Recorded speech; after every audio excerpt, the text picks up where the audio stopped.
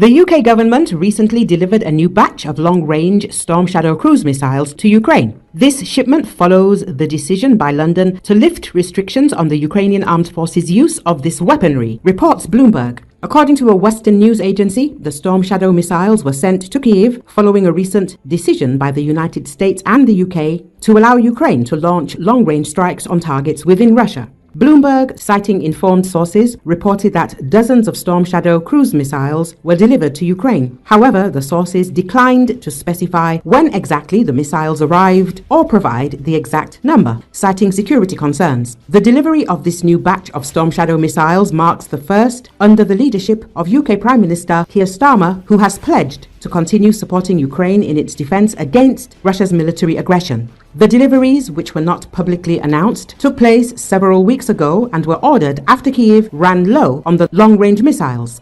The sources told Bloomberg on condition of anonymity. Last week, Western media reported that the Ukrainian Defense Forces had used British Storm Shadow missiles for the first time to strike targets on Russian territory. On November the 23rd, Global Defense published an article stating that Ukrainian strikes with Storm Shadow missiles targeted a Russian underground military command post in the village of Mariino, located in the Kursk region. As a result, 50 North Korean soldiers and Russian officers were killed. This occurred just one day after Ukrainian forces launched American-made ATACMS tactical missile systems at a military facility in the Bryansk region. Ukrainian forces had previously used Storm Shadow missiles against Russian targets in the Black Sea. Officials from the governments of the US and the UK have stated that the decision to allow Ukraine to strike targets in Russia, something Kiev had long requested, was a response to the deployment of North Korean troops by the Kremlin in its war against Ukraine. According to media reports, this move is also seen as a way for current US President Joe Biden and his allies to strengthen Ukraine's position in any potential negotiations with Moscow. The possibility of such negotiations is considered in light of promises made by the elected US President Donald Trump to quickly end the war between Russia and Ukraine. Storm Shadow missiles are air-launched, precision-guided weapons with a range of over 250 kilometers. They are capable of flying at low altitudes, at high speeds, using a combination of inertial navigation, GPS, and terrain-following systems. The British government has not disclosed the number of Storm Shadow missiles it has supplied to Ukraine during the ongoing conflict. The last confirmation of such supplies came from the UK Ministry of Defence in April, when Rishi Sunak was the Prime Minister.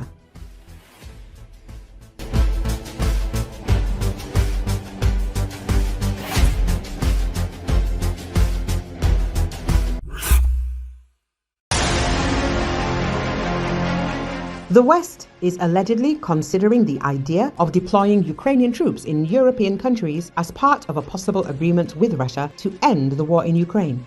This is stated in an article in the Sunday Times. The author of the article, Mark Urban, recalled the demand of Russian dictator Vladimir Putin, who insists that Ukraine maintain a small number of troops and that their connection with the North Atlantic Alliance be limited. Western countries are currently allegedly studying options for how to ensure this. In particular, as the author claims, there is an idea of deploying Ukrainian troops in large numbers in NATO countries so that they are not part of the forces located inside their own country.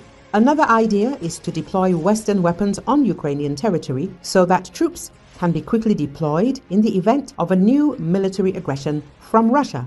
As media previously reported, Western media outlets wrote that one of the options being considered by US President-elect Donald Trump for ending the war in Ukraine involves creating a buffer zone along the front line and deploying European or British troops there who would have to guarantee a ceasefire. Meanwhile, the French Foreign Ministry does not rule out sending French troops to Ukraine as part of providing assistance to Kiev in the fight against Russian aggression. The head of the French Foreign Ministry, Jean-Noël Barrot, said that Paris is not rejecting any of the options and called on allies not to set red lines in the issue of providing assistance to Ukraine. But according to former commander of the Armed Forces of Ukraine and now the ambassador of Ukraine to London, Valery Zaluzny, Western world is not ready for a large-scale war, such as the one in Ukraine now. European countries and the British Army are most likely ready for short-term military actions. But the crux of the matter is whether they are ready for a war of attrition. he said. Zelensky emphasized that in October alone, Russia launched about 1,600 kamikaze drones of the Shahed type and about 200 missiles at Ukraine. At the same time, he emphasized Western partners provided Ukraine with an incomparably smaller number of air defense missiles. So the number of air targets is growing, and countermeasures remain too expensive and, as a result, in too limited quantities.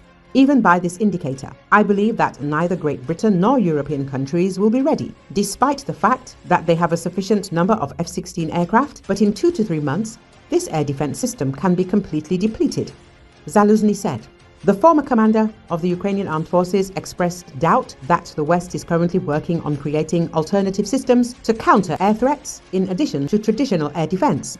In addition to the unpreparedness of Western armies for war, Zelensky also points to the unpreparedness of Western society as a whole for a war of attrition. In particular, he mentioned the vulnerability of the West to Russian information and psychological intimidation campaigns and the reluctance of European men to serve in the army.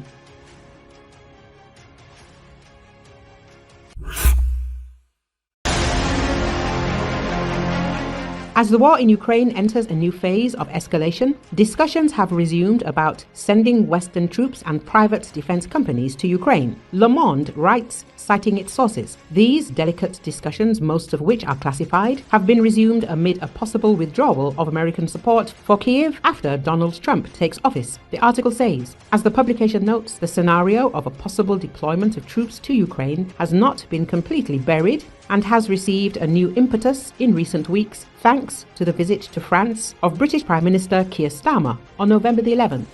There are talks between Britain and France about defence cooperation, in particular with the aim of creating a solid core of allies in Europe focused on Ukraine and European security more broadly, a British military source told Le Monde.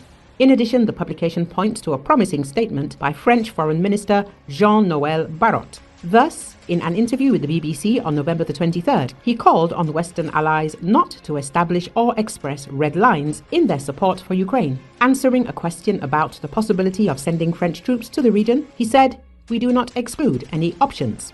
Le Monde notes that there is currently no official authorization to send conventional troops or private contractors to Ukraine, but proposals have been on the table for months. One of them concerns Defense Conseil International, DCI, the main operator of the French Ministry of Defense for monitoring export contracts for the supply of French weapons and the transfer of relevant military know-how. Comprising 80% former military personnel, DCI is ready to continue training Ukrainian soldiers in Ukraine, as is already done in France and Poland. If necessary, it could also service French military equipment sent to Kyiv, the publication writes. As Le Monde notes, the renewed discussions about sending Western troops or private contractors to Ukraine come amid an increase in the supply of long-range weapons to Ukraine. According to sources, the Ukrainians will not be able to use this type of missile without some Western support on the ground. The British Storm Shadows, like the French Scalps, must be programmed before they can be installed on the Su-24 bombers that Ukraine has, the publication writes.